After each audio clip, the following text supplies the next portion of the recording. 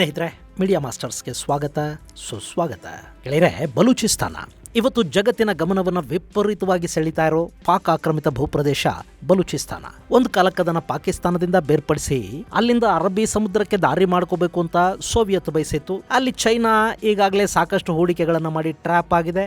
ಈಗ ಅದೇ ಬಲೂಚಿಸ್ತಾನವನ್ನ ಚೈನಾದ ಮುಷ್ಟಿಯಿಂದ ಬಿಡಿಸಿ ತಾನು ತಗೋಬೇಕು ಅಂತ ಅಮೆರಿಕ ಬಯಸ್ತಾ ಇದೆ. ಅದಕ್ಕೆ ಕಾರಣ ಬಲೂಚಿಸ್ತಾನದಲ್ಲಿ ಅಪಾರ ಪ್ರಮಾಣದ ಸಂಪನ್ಮೂಲಗಳಿವೆ ಅನ್ನೋದು. ಆದರೆ ಬಲೂಚಿಸ್ತಾನ ತನ್ನ ನೆಲಕ್ಕೆ ಬರೋ ಯಾವ ವಿದೇಶಿಯರನ್ನು ನೆಮ್ಮದಿಯಾಗಿರೋದಕ್ಕೆ ನಾವು ಬಿಡೋದಿಲ್ಲ ಅನ್ನೋ ಪ್ರತಿಜ್ಞೆ ಮಾಡಿದಂತೆ ಕಾಣ್ತಾ ಇದೆ. ಅಲ್ಲೀಗ ಪಾಕಿಸ್ತಾನದ ಪಾಲಿಗೆ ಚಿನ್ನದ ಮೊಟ್ಟೆ ಇಡುವ ಕೋಳಿ ಅಂತಲೇ ಭಾವಿಸಲಾಗಿರುವ ಪಾಕಿಸ್ತಾನದ ಏಕೈಕ ಚಿನ್ನದ ಗಣಿಯ ಪ್ರದೇಶದ ಮೇಲೆ ಕೂಡ ಬಲೂಚ್ ಹೋರಾಟಗಾರರು ದಾಳಿಗೆ ಸಿದ್ಧತೆಗಳನ್ನು ಮಾಡಿಕೊಳ್ತಾ ಇದ್ದಾರೆ. ಅಲ್ಲಿನ ಫ್ರಾಂಟಿಯರ್ ಕೋರ್ ಕೇಂದ್ರದ ಮೇಲೆ ಫಿದಾಯಿನ್ ದಾಳಿಯಾಗಿದೆ.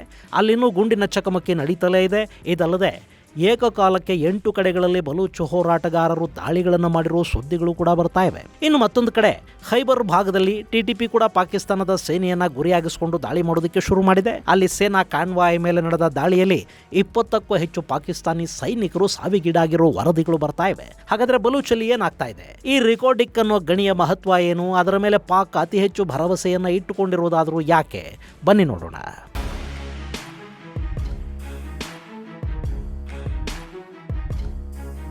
ಗೆಳೆಯರೆ, ಬಲೂಚಿಸ್ತಾನದಲ್ಲಿ ಹೂಡಿಕೆಗಳನ್ನು ಮಾಡಿ ಅಂತ ಈ ಹಿಂದೆ ಪಾಕಿಸ್ತಾನ ಚೈನಾನ ಕರೀತು. ಇವರು ಮಾತು ನಂಬಿಕೊಂಡು ಅಲ್ಲೊಂದು ಎಕನಾಮಿಕ್ ಕಾರಿಡಾರ್ ಅನ್ನು ಮಾಡಿದರೆ ಅರಬ್ಬಿ ಸಮುದ್ರದ ಮೂಲಕ ಚೈನಾದ ಶಿನ್ಜಿಯಾಂಗ್ ಪ್ರಾವಿನ್ಸ್ಗೆ ನೇರ ಸಂಪರ್ಕ ಸಿಕ್ಕಿಬಿಡುತ್ತೆ ಅಂದುಕೊಂಡ ಚೈನಾ ಪಾಕಿಸ್ತಾನದಲ್ಲಿ ಸಿಪೆಕ್ ಅಂದ್ರೆ ಚೈನಾ ಪಾಕಿಸ್ತಾನ್ ಎಕನಾಮಿಕ್ ಕಾರಿಡಾರ್ ಹೆಸರಲ್ಲಿ ಸುಮಾರು $60 ಬಿಲಿಯನ್ ಹೆಚ್ಚು ಹಣವನ್ನ ಹೂಡಿಕೆ ಮಾಡೋದಕ್ಕೆ ಮುಂದಾಯಿತು. ಈ ಯೋಜನೆ ಬೆಲ್ಟ್ ಅಂಡ್ ರೋಡ್ ಇನಿಷಿಯೇಟಿವ್ ನ ಪ್ರಾಜೆಕ್ಟ್ ಆಗಿತ್ತು. ಆದರೆ ಜಗತ್ತಿನ ಯಾವ ಭಾಗದಲ್ಲೂ ಬೆಲ್ಟ್ ಅಂಡ್ ರೋಡ್ ಮೇಲೆ ಮಾಡದಷ್ಟು ಹೆಚ್ಚು ಮೊತ್ತವನ್ನ ಚೈನಾ ಪಾಕಿಸ್ತಾನದಲ್ಲಿ ಮಾಡ್ತು. ಆದರೆ ಅದೀಗ ಡೆಡ್ ಇನ್ವೆಸ್ಟ್ಮೆಂಟ್ ಅಂತ ಚೀನಿಯರಿಗೆ ಗೊತ್ತಾಗ್ತಾ ಇದೆ. ಅಲ್ಲಿಂದ ಅವರಿಗೆ ಯಾವ ಲಾಭನೂ ಆಗ್ತಾ ಇಲ್ಲ.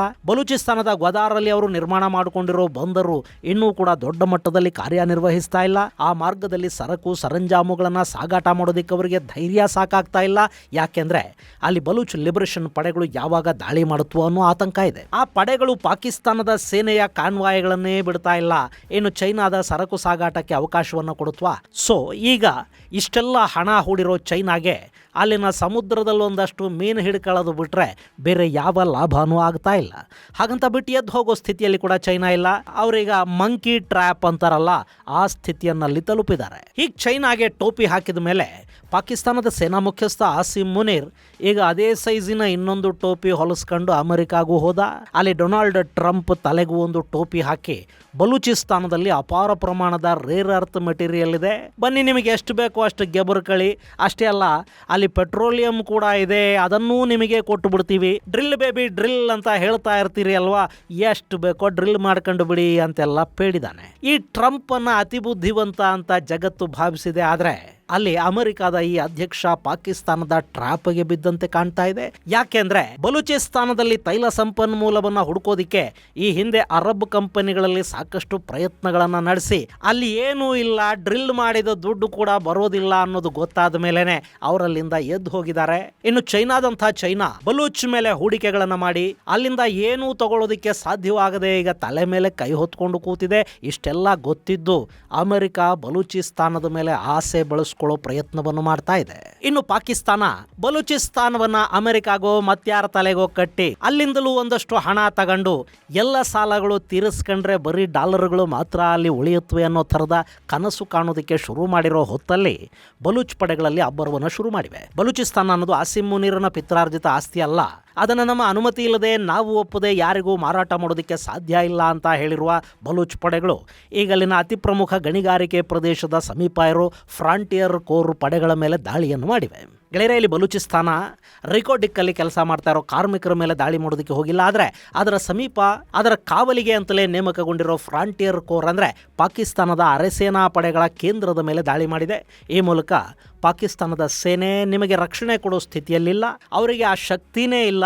ಪಾಕಿಗಳು ಇಲ್ಲಿ ಅತಿಕ್ರಮ ಪ್ರವೇಶ ಮಾಡಿದ್ದಾರೆ, ಅವರಿಗೆ ಈ ನೆಲದ ಮೇಲೆ ಯಾವ ಅಧಿಕಾರನೂ ಇಲ್ಲ ಅನ್ನೋ ಸಂದೇಶವನ್ನ ಅಂತಾರಾಷ್ಟ್ರೀಯ ಸಮುದಾಯಕ್ಕೆ ಮತ್ತು ಹೂಡಿಕೆದಾರರಿಗೆ ಕೊಡೋ ಪ್ರಯತ್ನವನ್ನ ಬಲೂಚ್ ಪಡೆಗಳಲ್ಲಿ ಮಾಡ್ತಾ ಇವೆ. ಇಲ್ಲಿ ರಿಕೋಡಿಕ್ ಮತ್ತು ಸಮೀಪದ ಸ್ಯಾಂಡಿಕ್ ಗಣಿಗಳಿರುವ ನೋಕ್ಕುಂಡಿ ಪ್ರದೇಶದಲ್ಲಿ ಬಲೂಚ್ ಪಡೆಗಳು ದಾಳಿ ಮಾಡಿವೆ. ಅಲ್ಲಿನ ಅರೆಸೇನಾ ಪಡೆಯ ಕ್ಯಾಂಪ್ಗೆ ಮೊದಲಿಬ್ಬರು ಫಿದಾಯಿನ್ನುಗಳು ನುಗ್ಗುತ್ತಾರೆ.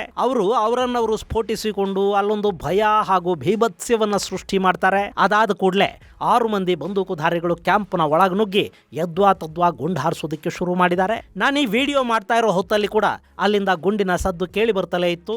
ಇನ್ನು ಪಾಕಿಸ್ತಾನದ ಸೇನೆ ಅಲ್ಲಿಗೆ ತನ್ನ ಹೆಚ್ಚುವರಿ ಪಡೆಗಳನ್ನು ಕಳುಹಿಸಿರೋದಾಗಿ ಹೇಳ್ಕೊಳ್ತಾ ಇದೆ ಮತ್ತು 3 ದಾಳಿಕೋರರನ್ನು ನಾವು ಹೊಡೆದು ಕೆಡವಿದ್ದೀವಿ ಅಂತ ಪಾಕಿಸ್ತಾನ ಹೇಳ್ಕೊಳ್ತಾ ಇದೆ. ಅವ್ರ ಪ್ರಕಾರ ದಾಳಿ ಮಾಡಿರೋದು TTPಯ ಉಗ್ರರು, ಆದರೆ ಈ ದಾಳಿಯನ್ನು ನಾವು ಮಾಡಿದ್ದೀವಿ ಅಂತ ಬಲೂಚ್ ಲಿಬರೇಷನ್ ಆರ್ಮಿ ಹೇಳ್ಕೊಳ್ತಾ ಇದೆ. ಒಳಗೆ ಎಷ್ಟು ಜನ ಪಾಕಿ ಸೈನಿಕರು ಸಾವಿಗೀಡಾಗಿದ್ದಾರೆ ಅನ್ನೋ ಬಗ್ಗೆ ಪಾಕಿಸ್ತಾನದ ಸರ್ಕಾರ ಇದುವರೆಗೆ ಯಾವ ಅಧಿಕೃತ ಮಾಹಿತಿಯನ್ನು ಹೊರಹಾಕಿಲ್ಲ. ಅವರು ಆ ಬಗ್ಗೆ ನಿಜವಾದ ಅಂಕಿ ಅಂಶಗಳನ್ನು ಮುಂದೆ ಕೂಡ ಹೇಳುತ್ತಾರೆ ಅನ್ನೋ ಯಾವ ನಂಬಿಕೆಯೂ ಇಲ್ಲ.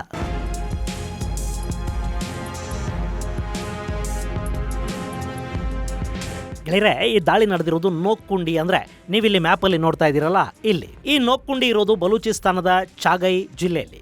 ಈ ನೋಕ್ಕುಂಡಿಯ ಸಮೀಪನೇ ರಿಕೋಡಿಕ್ ಹಾಗೂ ಸ್ಯಾಂಡಿಕ್ ಗಣಿಗಳಿವೆ. ಗೆಳೆಯರೆ, ರಿಕೋಡಿಕ್ ಅನ್ನೋದು ಪಾಕಿಸ್ತಾನದ ತಾಮ್ರ ಮತ್ತು ಚಿನ್ನದ ಗಣಿ. ಅಲ್ಲಿ 5.9 ಬಿಲಿಯನ್ ಟನ್ ಅಷ್ಟು ಖನಿಜ ಸಂಪತ್ತಿದೆ ಅಂತ ಅಂದಾಜು ಮಾಡಲಾಗಿದೆ. ಅದರಲ್ಲಿ 0.41% ತಾಮ್ರ ಇದೆ. ಹಾಗೆ ಅಲ್ಲಿ ಪ್ರತಿ ಟನ್ ಅದಿರಿಗೆ ಸುಮಾರು 0.22 ಗ್ರಾಮ್ನಷ್ಟು ಚಿನ್ನ ಸಿಗುತ್ತೆ ಅಂತ ಹೇಳ್ತಾರೆ.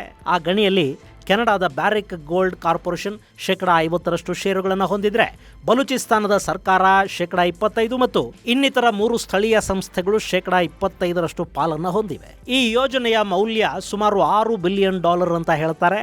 2026ರಲ್ಲಿ ಇಲ್ಲಿ ಉತ್ಪಾದನೆ ಆರಂಭವಾಗುವ ನಿರೀಕ್ಷೆ ಇದೆ.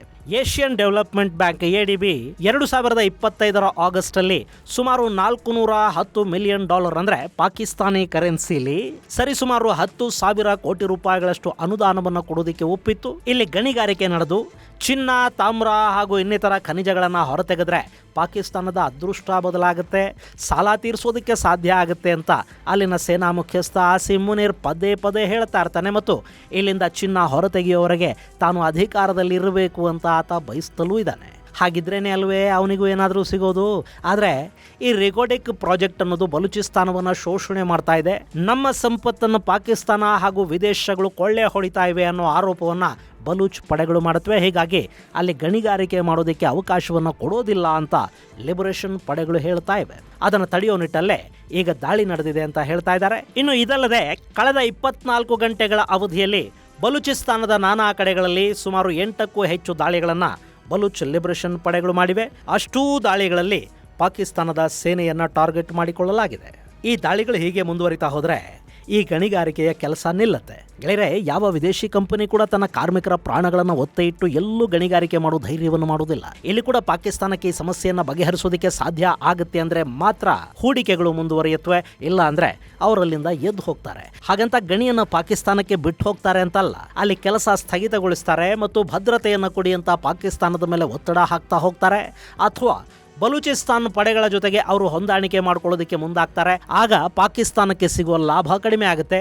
ಇನ್ನು ಅಲ್ಲಿ ಅಮೆರಿಕಾದ ಡೀಪ್ ಸ್ಟೇಟ್ ಎಂಟರ್ ಆದರೆ ಪಾಕಿಸ್ತಾನದಿಂದ ಬಲೂಚಿಸ್ತಾನವನ್ನು ಬೇರ್ಪಡಿಸಿ ಬಲೂಚ್ ಸರ್ಕಾರದ ಜೊತೆಗೆ ಗಣಿ ಒಪ್ಪಂದವನ್ನು ಮುಂದುವರಿಸಿದ್ರು ಆಶ್ಚರ್ಯ ಪಡಬೇಕಾಗಿಲ್ಲ.